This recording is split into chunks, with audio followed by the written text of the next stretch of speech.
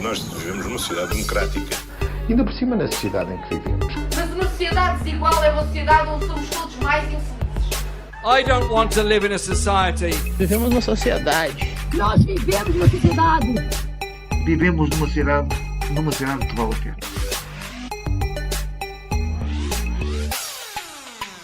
You know, we're living in a society.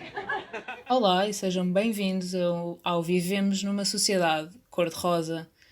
Esta noite estamos aqui com Rita Educamassas. Olá, Rita. Olá. Com João, certezamente. Olá, João. Olá, muito boa noite. E com Guilherme.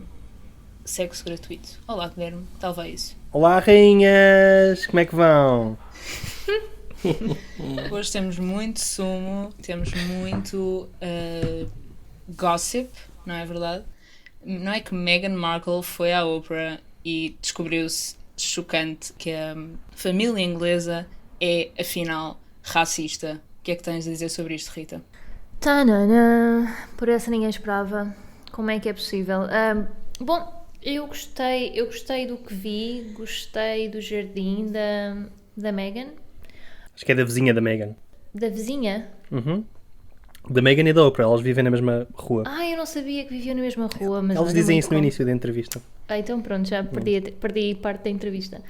Mas muito interessante. Eu percebi a parte em que elas tinham, em que a família da Meghan, pronto, enfim, a família real, ex-real, tinha andado por casas emprestadas, porque coitados não estavam a conseguir, não é? Depois lá conseguiram comprar esta casa com o dinheiro que o Harry recebeu da mãe. Porque senão estavam com uma mão à frente e outra atrás e realmente, eu não sei como é que a família real pôde fazer isto, não é? Como é que o contribuinte britânico deixa de pagar a casa a estas ilustres pessoas, não é? Mas também realmente notava-se pela indumentária que eles estão em contenção de custos. Acontece, é vida, acontece-nos a todos. Mas pronto, eu acho que eles vão de dar a volta por cima. Agora, ainda para mais, a Meghan está em conversas com o Partido Democrata, portanto, isto, se ela não for rainha, ela vai ser presidente. Portanto, é uma girl power, força Meghan, tu és capaz de tudo.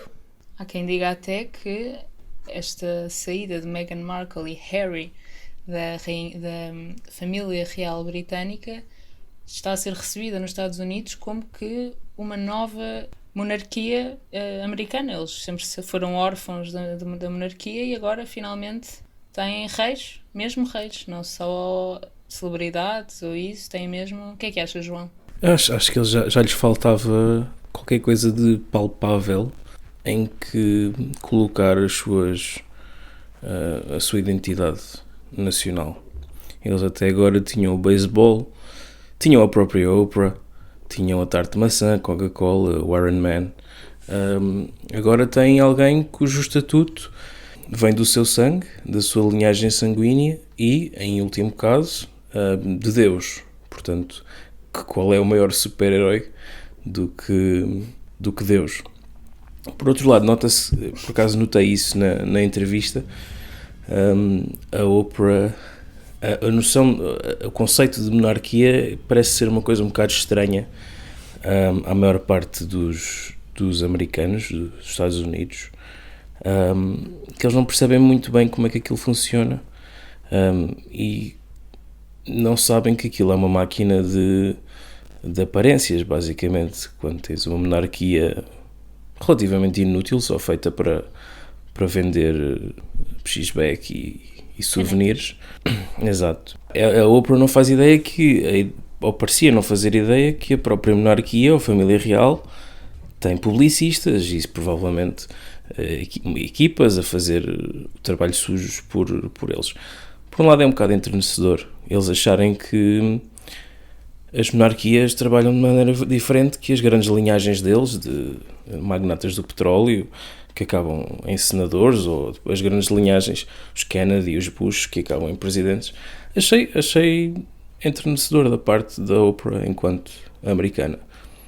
De resto, tenho outras coisas a dizer sobre a entrevista, mas podemos continuar. O Guilherme ainda não deu a sua opinião.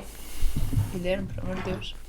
Sim, eu pessoalmente gostei muito da surpresa da Meghan Markle, que ela achava que aquilo das vénias e afins era tudo pelas aparências, que eles em privado não faziam, pronto, não é? E que achava que simplesmente eram celebridades como eles.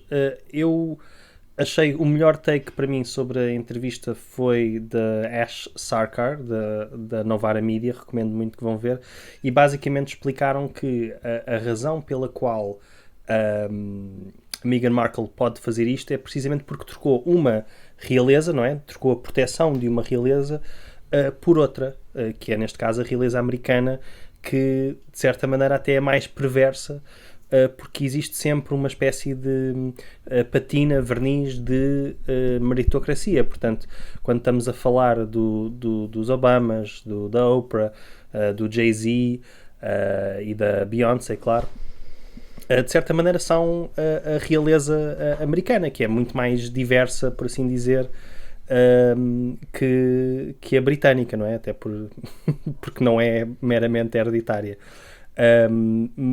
Mas eu acho que, mesmo sendo First World Problems, a entrevista acabou por revelar muito do que é o sexismo, o racismo, o classismo dos tabloides, que é uma coisa que todos já sabíamos, de certa maneira, mas que, quer dizer, ficou evidente, não é? Já tinha acontecido antes mesmo com a Kate Middleton. Ela, pronto, que coisa horrível ela ser filha de um comerciante, não é? Era uma como é que se diz, não é? Sim, Commoner é o quê? Uma plebeia, não é? Tipo uma... Mesmo em comparação com a Kate Middleton, porque a Kate inicialmente foi muito rejeitada, mas agora, em comparação com a Meghan Markle, já é a rainha do sonho, ou seja, há várias listas de comparação entre as mesmas notícias de uma e de outra. No caso de uma, lembro-me de uma bué engraçada. Do abacate. Que era a Kate, que foi receber o abacate do William. E é um abacate que representa o amor e o sangue de Deus que está naquele abacate. Ao mesmo tempo que Meghan come um abacate e os millennials passam-se porque o abacate está a dar cabo da floresta amazónica e não sei o quê. Portanto, mesmo em comparação com esse pequeno backlash inicial da Kate, a Meghan já está por aí abaixo. Sim, há claramente dois pesos e duas medidas, não é? Quer dizer, o tratamento da Meghan Markle foi completamente racista e por acaso achei interessante, porque os americanos, quer dizer, lutaram uma revolução inteira para se livrar da família real. Mas isso, pronto, já foi há imenso tempo, não é? E os grandes, as pessoas que ficam sempre com uma ereção cada vez que se fala da Constituição Americana e que são grandes patriotas, os conservadores do Partido Republicano, eram os tipos que estavam a tentar defender a honra da família real britânica contra estas ofensas horríveis da Meghan Markle. E, quer dizer, qualquer pessoa olha para isto de fora e pensa, porque é que eles estão a tomar o lado não é, destes tipos dos quais os Estados Unidos ganharam independência para atacar uma americana. Ok, é porque ela é afrodescendente. Pronto, afinal não é assim tão difícil de perceber. É um tema complexo, mas realmente eu não sei. Acho que se calhar a Meghan devia ter estudado melhor a personagem antes de ter entrado nisto, para estar mais preparada para o que ia, não é? Não sei se ela achou que o UK e que os tabloides iam ser woke. Pronto, se calhar precisava ter tido uma melhor preparação, se bem que, enfim, nunca ninguém está preparado para ser tratado como ela potencialmente terá sido tratada, mas não sei, para mim isto não me chocou, não era inesperado, não é? Quando tu vês o William e a Kate ainda nos dias de hoje na Commonwealth a serem transportados como se fossem, enfim, como se estivéssemos há um século atrás, a ser transportados por pessoas, não é? Uma espécie de alusão ao colonialismo e à escravatura. Quando eles o fazem no século XXI, não sei se eles acham isso normal, não sei como é que a Meghan achou que ia haver qualquer tipo de noção naquela casa. Ela ia ser bem recebida. Naquela casa real. Coitadinha. Diz, João. Sim, eu tive alguma pena dela quando ela disse que não lhe passou pela cabeça que houvesse todo um sistema posto em andamento que inclui um acordo falado entre, obviamente, os poderes instalados e a imprensa para manter o status quo e para proteger as instituições. Eu acho que realmente o problema é aquilo que a Rita disse. Ela não estudou nada, ela não sabe onde é que se meteu, ou então diz que não sabe, porque realmente qualquer pessoa fica nervosa de conhecer os sogros. O teu sogro é o herdeiro do trono de Inglaterra, não sei. Eu sinceramente acho só que eu vi muitos takes à esquerda a dizer não, mas eu odeio a monarquia e odeio... Claro, toda a gente odeia a monarquia, tipo, eles que se lixem. Eu, por mim, acabava tudo, buiça, volta, estás perdoado, não fizeste nada de mal. Mas para mim a questão não é essa. A questão, tipo, acho que isso pode simplesmente assumir, não é? Tipo, claro que a Meghan Markle comparada com 99,999999% da população mundial é uma privilegiada. A questão é ver como é que mesmo nos escalões mais altos do mundo ocidental, não é? Nas franjas mais privilegiadas do coisa, uma pessoa não está imune ao racismo, nem ao sexismo, nem ao classismo. Está imune aos piores efeitos, não é? Sim, mas, sem dúvida. Aliás, quem também foi cancelada por sexismo esta semana, não sei se viram, foi a Jeanine Áñez, na Bolívia, que foi um escândalo. Já tinha pósteres dela no quarto e ela agora está presa. Então, #girlboss. Foi encontrada escondida numa caixa na Trinidade, porque não estava em casa, temiam que ela tivesse fugido, estava numa caixa. Imaginem passarmos do momento, a gente se lembra, há cerca de um ano, quando ela entra na Assembleia, de Bíblia em punho, pronta para revolucionar um país, e agora tem de se dar numa caixa, presa. O que é que temos a dizer sobre isto, Rita? O feminismo perdeu hoje. Perdemos todos e principalmente porque toda a gente nos diz para pensar fora da caixa e para estarmos fora da caixa, para sermos relevantes, e depois, quer dizer, a mulher tem de se meter dentro de uma caixa e mesmo assim foi apanhada. Eu achava que aquilo era mais uma espécie de um sommier e que ela se tinha metido dentro de uma cama, mas eu espero que pelo menos tenha levado a Bíblia com ela, porque se calhar agora que vai ter algum tempo para reflexão é que poderá ler a Bíblia e, não sei, fazer se calhar umas interpretações ou pensar sobre o que está escrito na Bíblia. Eu tenho pouco a dizer sobre a Janine, realmente foi pena, mas e nota-se que o cabelo dela ficou, pronto, tem muito a perder com esta ida para a prisão, não há grandes cuidados na prisão e não sei, faço ideia o que é que ela vai passar agora. Sem unhas arranjadas, sem cabelo, não sei. Acho triste. Sim, queria acrescentar só que é realmente triste ver como as pessoas acabam por lidar com as consequências das suas ações assim que os Estados Unidos não se metem numas eleições. De repente, alguém que tinha estado em capas de revista, que tinha levado Cristo de novo ao Parlamento, tirado de lá os deuses pagãos e indígenas, tirando basicamente aquilo que ela considerava um retrocesso civilizacional. De repente parece que tudo isso desmorona quando deixa de se ter o apoio das forças de autoridade e, em específico, dos lobbies dos Estados Unidos, dos americanos. De repente qualquer pessoa pode ir parar à prisão. É algo que eu tenho acompanhado com algum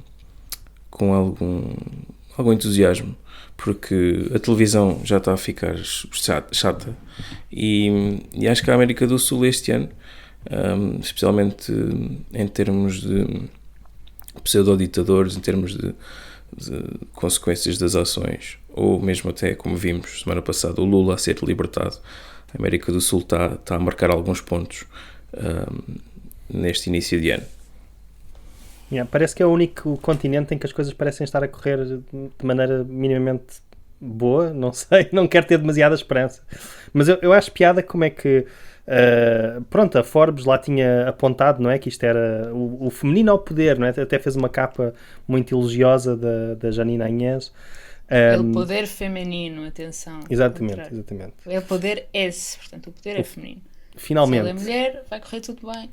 Sim, é muito mais relevante, não é? Tipo, ela ser uma mulher a finalmente chegar ao poder, apesar de ter tido 3, 4%, não é, nas eleições e não ter sido eleita, e de ter incentivado a perseguição a manifestantes, que resultou em várias mortes, vários motins, etc.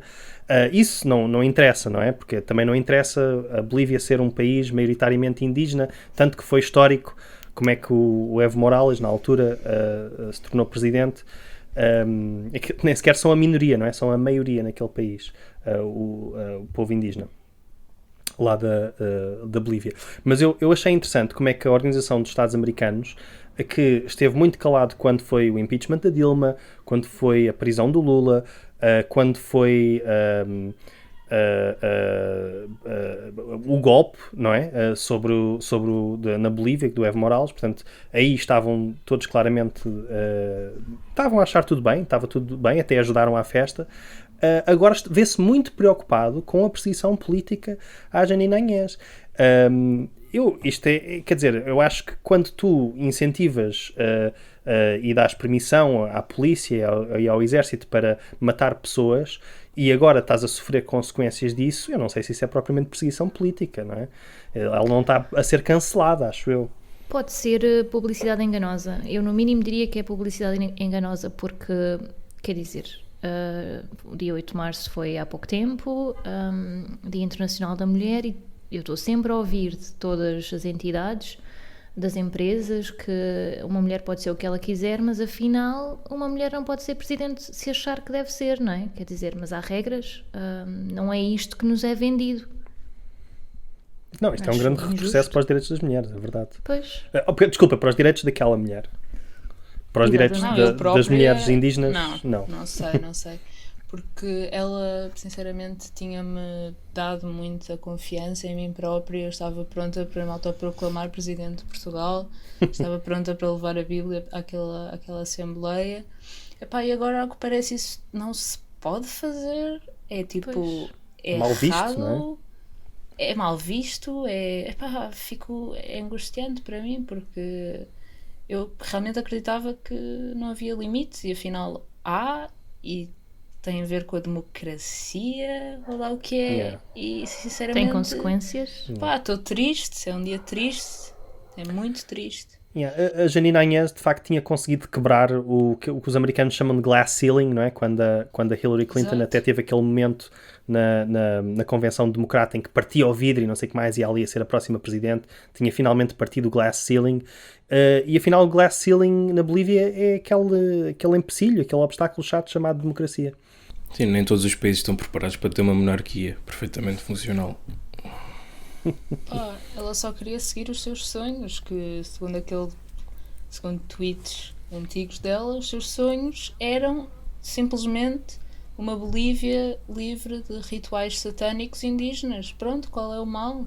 Ela só queria limpar os indígenas da Bolívia para fora. Pode ser politicamente incorreto, mas era o sonho dela. Só o Martin Luther King é que pode ter sonhos. Desculpem lá. Fico um bocado angustiado. Yeah. É hipocrisia. É machismo. Eu gostei muito daquele tweet dela a celebrar a prisão do Lula. Há sempre um tweet, não é? As pessoas... É verdade. Yeah. Acho que, pegando por aí, podemos falar de algo que aconteceu esta semana, que realmente parece ter sido uma demonstração ao mesmo tempo de abuso policial e de profundo machismo, que foi não só, obviamente, o sequestro e a morte de Sarah Everard por um agente da Polícia Metropolitana do Reino Unido, e depois, durante a vigília, a repressão policial que houve, violenta, de uma vigília, obviamente uma vigília pacífica pela morte brutal de uma mulher.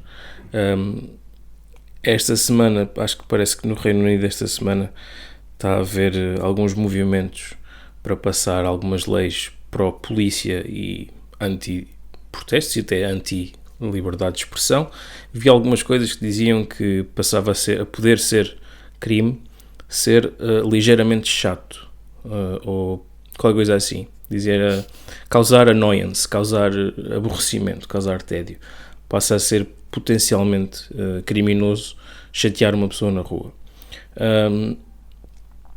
Entre outras coisas, como querer meter polícias à paisana dentro de discotecas, ou querer que pessoas com determinados slogans, símbolos, sejam alvo de investigação pela polícia. Não estamos a falar de símbolos como cruzes de ferro, suásticas, fachos, etc. Estamos a falar de ACAB, 1312, coisas mais viradas para o lado esquerdo do espectro. Pronto, isto passado no Reino Unido. Se formos para os Estados Unidos, sabemos que aqueles polícias que foram filmados a atirar um homem de idade para o chão, e acho que todos vimos essas imagens e ficamos com elas gravadas na cabeça, porque o homem começou imediatamente a sangrar do crânio, dos ouvidos. Foram ilibados. O filme, o crime está gravado. Acho que não era preciso mais prova nenhuma. Não nos vai acontecer nada. Mais uma decisão histórica. A família do George Floyd vai receber uma indenização da cidade de Minneapolis. O seu assassino, o Chauvin, ainda está a ser julgado. Estão agora a ser o processo, basicamente, em tribunal. E vimos a cidade a levantar muros e a pôr arame farpado à volta do tribunal. Portanto, devem estar já à espera de uma decisão desfavorável. Cá em Portugal tivemos um PSP suspenso por estar demasiado bem. Basicamente foi isso. Ele foi suspenso da PSP por ser um dos grandes posters. Chamou aberração à aventura. E os polícias que sequestraram, agrediram, injuriaram e falsificaram documentos da esquadra de Alfragide. Também acho que devem andar por aí. Portanto, todo o mundo parece estar a virar-se para uma tendência cada vez mais agravada de botas. O pessoal quer botas. Há muitas pessoas que querem botas, querem lamber botas, não sei. Sempre sabemos que o Reino Unido sempre foi muito fã de aplicar tudo o que seja distopias. Aliás, não é por acaso que vem de lá a série Black Mirror, Espelho Negro, não é? Que foi a primeira série a dizer, sem medos, que realmente vivemos numa sociedade. E o Reino Unido está a tentar cumprir todas as profecias. Os Estados Unidos é aquilo que já se sabe. Portugal parece que não quer admitir que há um problema nas forças de segurança. Obrigado por me terem vindo ao meu monólogo. Até para a semana. Eu tenho uma ideia. Acho que devíamos pitchar ideias para o Espelho Negro. Eu tenho uma ideia que é: e se o teu telemóvel te estivesse a ouvir? Se o teu telemóvel te desse uma carga de porrada? E se os polícias fossem telemóveis? De certa forma já são, não é? Pois, tudo é um polícia, basicamente. Eles andam com câmaras, não é? Sim. Sim. Tudo é um polícia. Eu esta semana vi o especial... Calma aí, Foucault. Esta semana vi o especial de South Park sobre a pandemia, e eles basicamente o que eles fazem é, como não há dinheiro para os professores são todos demitidos. As esquadras de polícia também cortaram-lhes o orçamento, portanto os polícias vão ser professores e as escolas tornam-se em prisões. Achei um episódio muito Foucaultiano. Se é mais alguns camaradas da teoria tiver a ouvir, vão ver South Park, porque entre pessoas a fumar esperma e coisas assim há algumas críticas muito fortes à nossa sociedade. South Park é teoria, ouviram aqui primeiro. Eu por acaso tocaste em muitos tópicos. Para já eu só quero que tu apontaste que de facto existe um polícia que desprova o ACAB, e esse polícia foi suspenso, voltando a provar o ACAB. Portanto, problemático, digo eu, não sei. A única maçã que estava mais ou menos, eles disseram não, a gente não te quer. Yeah. Então, tipo, que tu achas mal excessos contra direitos humanos? Como assim? O quê? Tens opiniões e publica-las livremente no teu Facebook. Que escândalo. Curiosamente, há sempre, não é? Tipo, há sempre aquelas notícias de polícias que estão associados ao Movimento Zero a fazer tipo ameaças no Facebook e coisas do género e nunca são suspensos. Parece que isto só dá para um lado, não sei. É quase como se a liberdade de expressão e a liberdade de opinião só fosse válida se essa opinião for a opinião da maioria e quando por acaso a opinião até vai contra aquela que é da maioria, neste caso das forças de segurança, já não somos a favor da liberdade de expressão, não sei. Eu espero mesmo que não seja a maioria, não sei. Acho que é tão deprimente.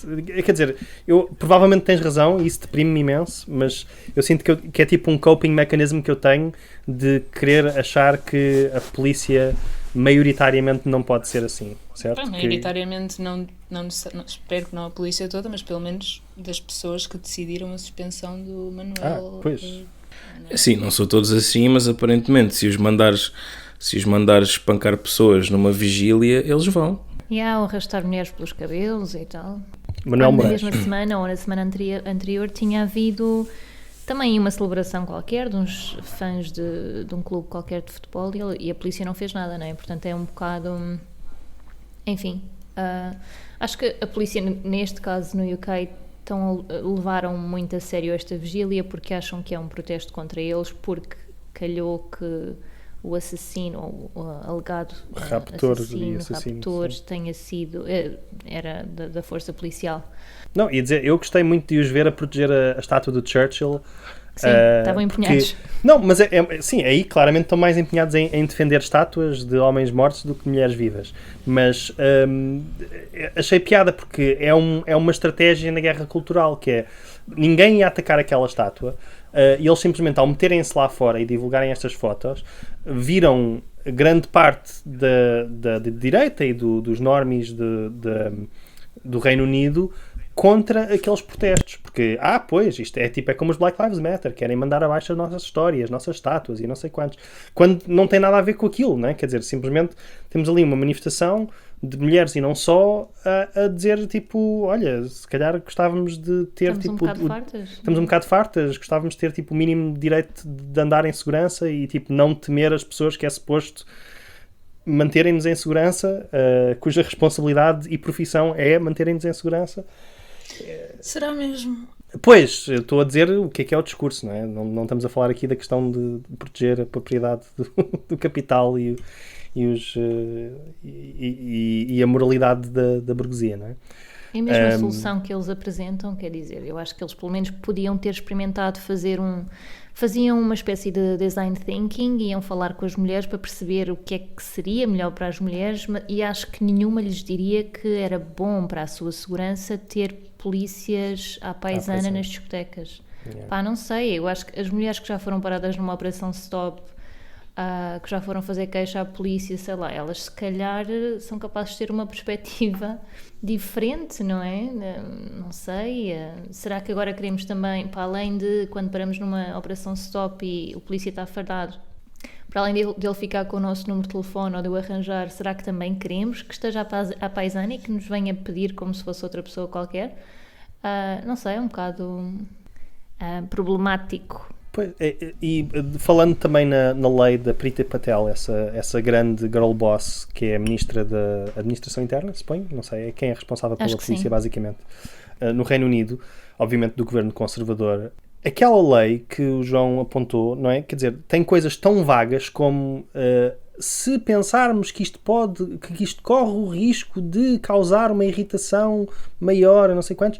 Portanto, tem essa ofensa, suposta ofensa, associada a até 10 anos de prisão. E quer dizer, a falta de resposta da oposição, isto vai passar porque há uma maioria tória para isto e eles adoram dar poder à polícia e calar. Eles sabem bem o que é que vem aí, não é? Tipo, em termos de austeridade, pós-Brexit, desastre ecológico, refugiados, tudo. Eles sabem todos os problemas que vão em frente. E isto vai dar imenso jeito para reprimir todos esses motins e protestos que vão haver. Exato. E choca-me ainda mais, quer dizer, o mais desesperante que isto tudo é ver que na oposição o Keir Starmer tem uma resposta completamente mole, completamente... Ele é uma amiba que está ali tipo, a existir, a dizer que nós somos mais britânicos e mais patriotas que os outros, nós adoramos mais a polícia que os outros, incapaz de tomar uma posição porque não quer parecer fraco e não quer ser acusado de odiar as polícias e de gostar de manifestantes e não sei o que mais quer dizer. Portanto, se nem sequer o maior partido da oposição consegue capitalizar neste tumulto social que está a acontecer agora, tipo, quão mau político podes ser? Tipo, sim. Enfim, tenho saudades do Corbyn, é só isso, desculpa. Temos todos. Pois sim, e depois também, quer dizer, o artigo que eu li dava exemplos, quer dizer, basta tu estares, se esta lei avançar, basta tu estares a fazer barulho do lado de fora do Parlamento para ser considerado que estás a causar distúrbio. E, portanto, o objetivo de um protesto é fazer barulho, não é? Causar distúrbio. Yeah. Chamar a atenção. Portanto, e para além disso ainda mudavam, porque atualmente eles consideram que um protesto ou uma demonstração é mais do que uma pessoa, mas estão a pensar reverter isso e mudar para uma pessoa já é considerado uma demonstração que a polícia pode acabar, reprimir? Enfim, reprimir uma pessoa. Eu não sei, realmente é distópico. E tem mais uma estirpe, suponho. Não sei, o Reino Unido está a ser uma festa. Yeah. Normalmente. Pronto, a única coisa que eu queria dizer é que falaste há bocado desse conjunto de leis que foi proposto no Reino Unido, quase uma espécie de lei mordaça, parecida com aquela que passou em Espanha há uns anos e que foi quase passada na França. Acho que, como também disseste, vai fazer com que seja muito fácil eventualmente reprimir tudo o que seja descontentamento popular em relação a crises económicas, em relação à crise climática, em relação ao descontentamento popular que eventualmente vai ser vivido pelas pessoas enquanto os governos as tentam controlar e manter a classe trabalhadora sob controle para que não haja insurreições e revoluções, ainda que a ideia de uma revolução pareça bastante longe. Acho que o aparato do Estado tem muito medo do que é que as pessoas juntas possam fazer. A questão é que os sistemas penais desses países, especialmente Espanha, Reino Unido e França, estão a ser preparados para meter pessoas na prisão, para prender pessoas por protestarem, por agirem em plena liberdade. E é uma tendência que, pelo menos no Reino Unido, por exemplo, não é nada eufemista. Eles legislam o que têm para legislar. Em França, por exemplo, tens aquela ideia da teoria do islamoscardismo, que é uma coisa que não existe. Em Espanha tens pessoas a dizer que se és fascista estás do lado certo da história. E enquanto se prendem rappers por cantar e se fazem justificações sobre porque é que não foi por cantar, e o futuro não é brilhante nesse sentido, é o que eu acho. E parece que vamos finalmente falar da Europa. Acho que é inevitável. 21 países põem a AstraZeneca em pausa. A vacina da AstraZeneca estava a ser administrada. Foram relatados cerca de 30 reações adversas e por causa disso decidiu-se suspender a utilização da vacina. O que é que temos a dizer sobre isto?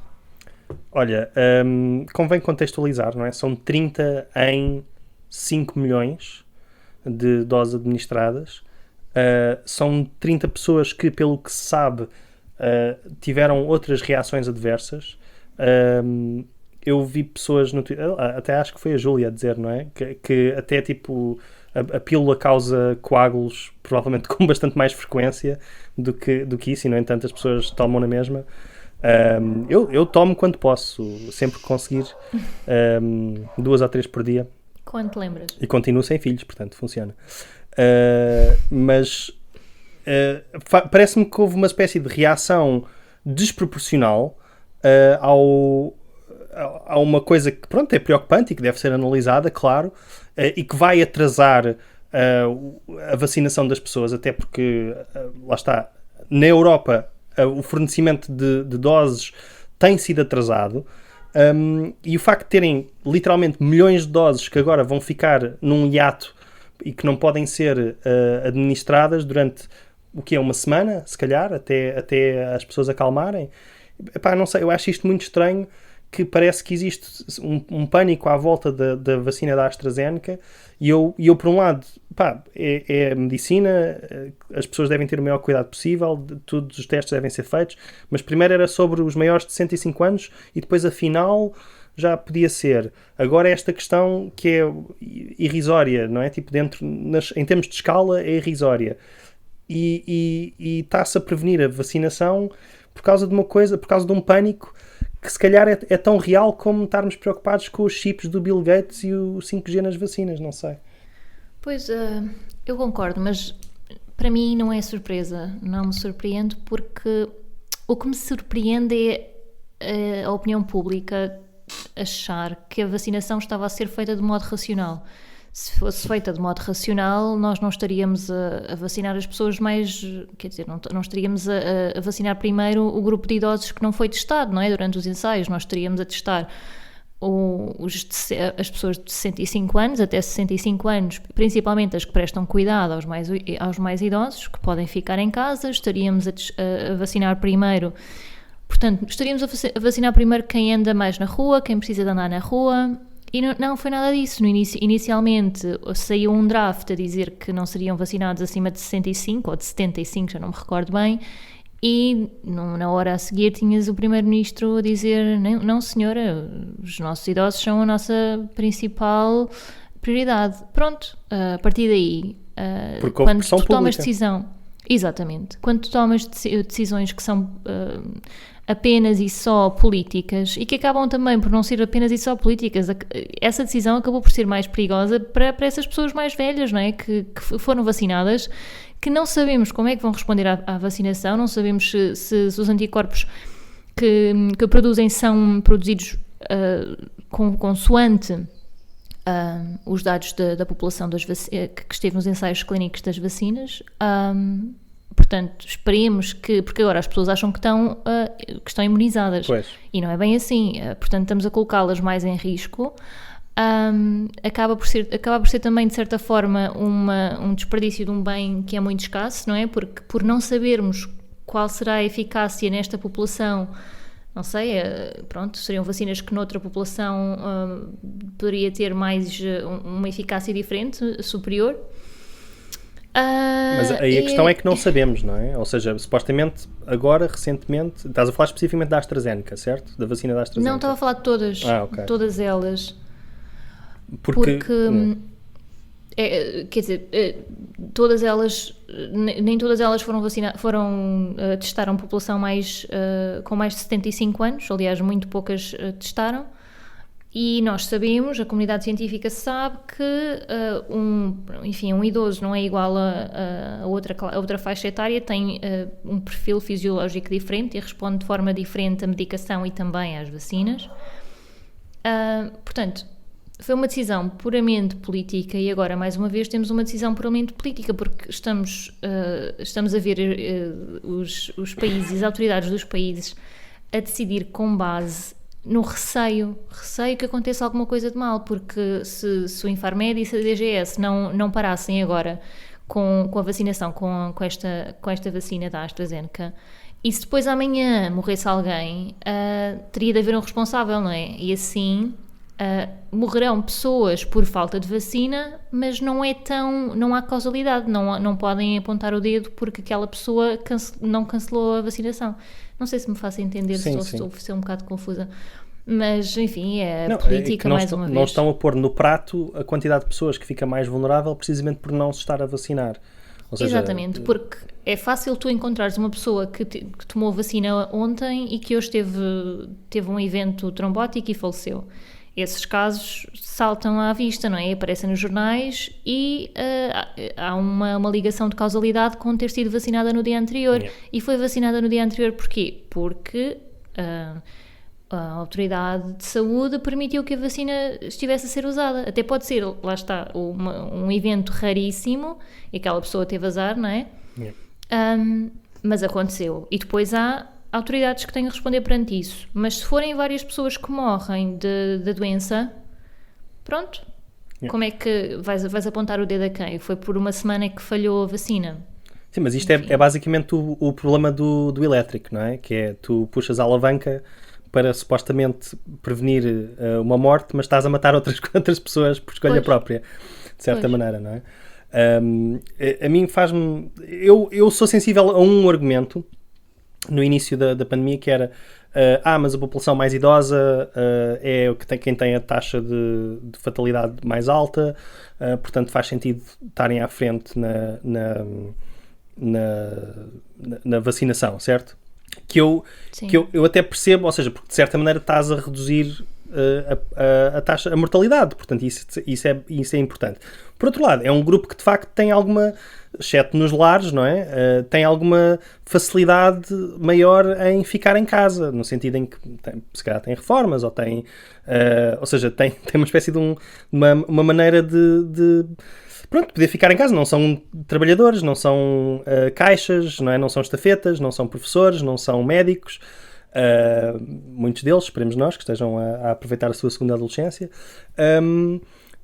Portanto, de certa maneira, podiam estar em menor risco, não é? É claro que o problema é que as pessoas não são necessariamente racionais, e já tenho histórias próximas, não sei quanto posso generalizar, de pessoas mais velhas que pensam, eu não me importo, eu saio, isto é só na televisão, isto aqui não me chega. Lá está, cada caso é um caso. Isto, não sei, é só mais um caso de má gestão da questão das vacinas na União Europeia, diria eu. Sim, e depois, pronto, está a haver alguma discussão porque a EMA, que é a Autoridade Europeia, a Agência Europeia do Medicamento, veio dizer que não há qualquer problema com a vacina, mas depois cada Estado-membro tem a sua autoridade de saúde e cada uma toma a decisão que quer, e também isto levantou a questão de porque é que não vamos fortalecer os poderes da União Europeia. Então, ou seja, agora nesta altura, quer dizer... e eu percebo a questão de haver uma decisão única, não é? É mais fácil, mas por causa desta pandemia estás a colocar em causa ou estás a convencer-te a ti próprio que se calhar a União Europeia tem de ter todos os direitos e os Estados-membros não deveriam ter soberania nenhuma e não deviam escolher nada porque os Estados-membros não sabem o que é que andam a fazer. O que a pandemia veio mostrar foi que, às tantas, isto da produção científica devia ser mais... aliás, que isto da produção científica, quando é feito na base da competição, às tantas não vai a lado nenhum. Digo eu, porque andamos aqui todos muito entusiasmados com... naquela fase inicial, há cerca de um ano, quando começaram a estudar as primeiras vacinas, que havia os russos e depois os chineses e os cubanos e os americanos, e quem é que vai chegar primeiro à cura? E passado um ano temos montes de curas diferentes, de montes de empresas diferentes, montes de farmacêuticas diferentes, cada uma a concorrer contra a outra, e cada uma a tentar lixar a outra, e cada uma a tentar impedir a outra de vacinar, porque se eu atrasar a minha produção, pode ser que daqui a uns meses venda mais caro. Realmente, perante um caos de saúde pública destes, acho que é mesmo que temos de estar a debater. É qual é a melhor vacina, qual é o laboratório mais rápido, qual é o mais lento, qual é o mais caro. Realmente é mesmo isso. Acho que estamos no caminho certo e acho que não temos de tocar em nada. Eu, por acaso nem sequer tinha pensado nessa hipótese. Eu sinto, por exemplo, na questão da vacina chinesa e da russa, parece mesmo na União Europeia que existem... que os atrasos parecem políticos quase, ou seja, que há esta discussão de mas vocês não propuseram e nós não avaliámos e nós não sei o que quer dizer, esta questão toda de não estarem a aceitar essas vacinas parece mais política que outra coisa. Sim, desde logo a Sputnik, sim, que andam há um ano a demonizá-la e a dizer que não presta para nada. Agora que se vê que é a única que está a dar respostas, já saíram testes a dizer que tem 92% de eficácia. Sim, depois de um ano inteiro a demonizá-la perante as populações, agora que se calhar vamos ter de recorrer à Sputnik, afinal é fixe, pessoal, Exato. confiem. Por amor de Deus. Não, e vê-se os maus resultados de basicamente andámos a descentralizar a nossa produção durante décadas. Andámos a acabar com tudo o que era produção nacional durante décadas. E numa pandemia, quando devíamos precisamente fazer o que se fez nas guerras mundiais, que é, ok, então temos que pôr a economia e estas indústrias ao serviço do bem maior. Ou de uma causa maior, certo? E quer dizer, por uma coisa péssima como a guerra as pessoas fazem, mas por uma coisa que é tipo salvar o mundo da pandemia, ou até tipo em termos de interesse próprio, tipo voltem a pôr as pessoas a ir aos centros comerciais, tipo nem aí parece que o interesse próprio funciona, não há força para quebrar as patentes. Pois, exato, quer dizer, andamos aqui a limitar as coisas. Andamos a limitar as patentes e estão a ser usadas como joguetes de geopolítica. Para quê? Para haver vencedores e perdedores. É isso, é suposto o Estado fazer viver. Já que o trabalho e o capital usurpam o corpo do trabalhador, remete para o Estado a ideia de deixar as pessoas viver ou fazer com que as pessoas vivam. Não é isso que eles estão a fazer.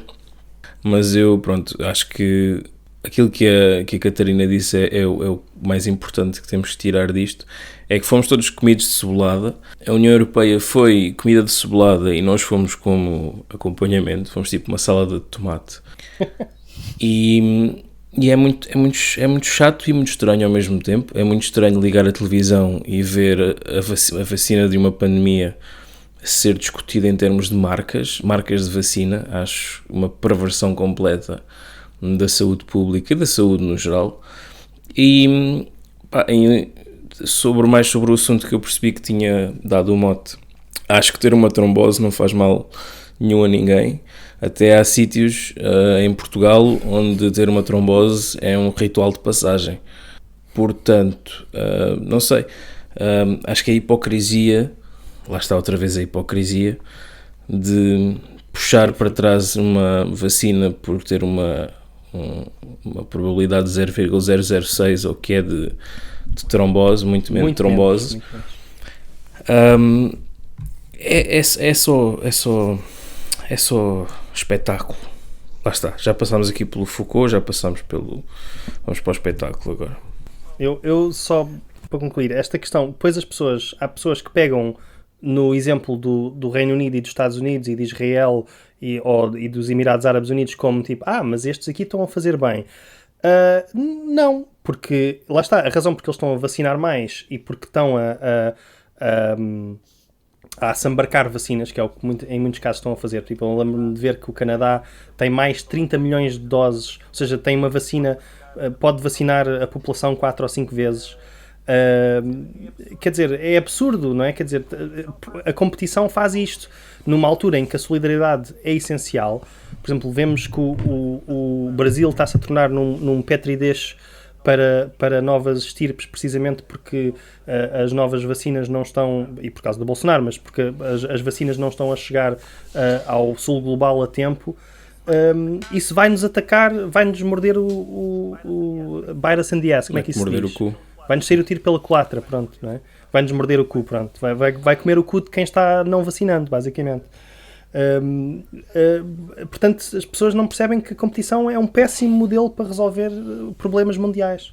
Pois, porque a vacina da varíola foi libertada, não foi? A União Soviética chegou à OMS e disse, olhem, tomem 25 milhões de doses da vacina, uma vacina já estudada há séculos em cooperação de vários cientistas, está 100% demonstrado que funciona e que não faz mal a ninguém. Tomem cá 25 milhões de doses, vamos continuar a produzir e vamos acabar com isto no mundo inteiro e ponto final. E foi assim, foi feito. A certa altura os Estados Unidos, que no início acharam que não estavam a ver grande vantagem económica nisso, depois lá viram que realmente era fixe para os mercados mundiais erradicar a varíola, e lá para o fim dos anos 70 entraram e pronto, decidiram pegar numa fórmula única de vacina, produzi-la por todo o lado e dá-la em todo o lado, e acabaram com a varíola. Epá, imagine-se o choque.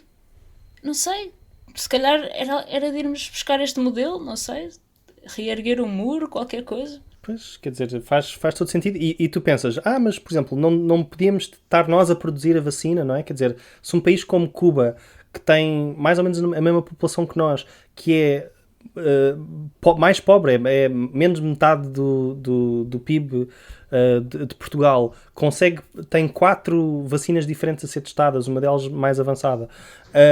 Se eles conseguem, então porquê que nós não haveríamos de poder fazer isso? Ou então, por exemplo, haver uma grande cooperação entre as várias farmacêuticas e potências europeias, em vez de estarmos nesta treta da competição?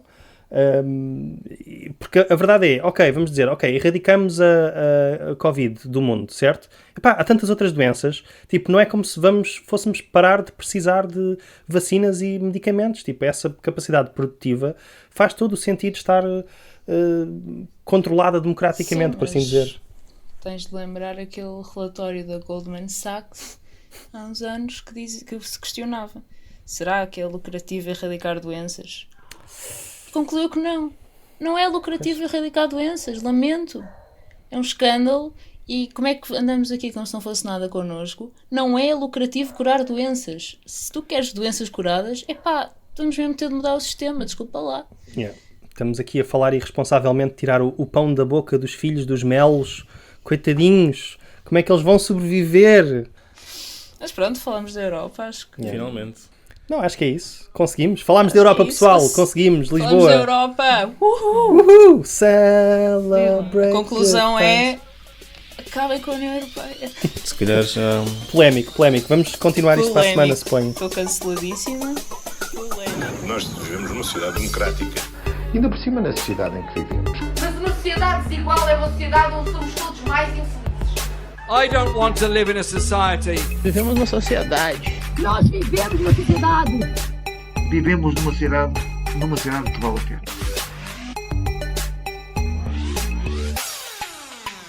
You know, we're living in a society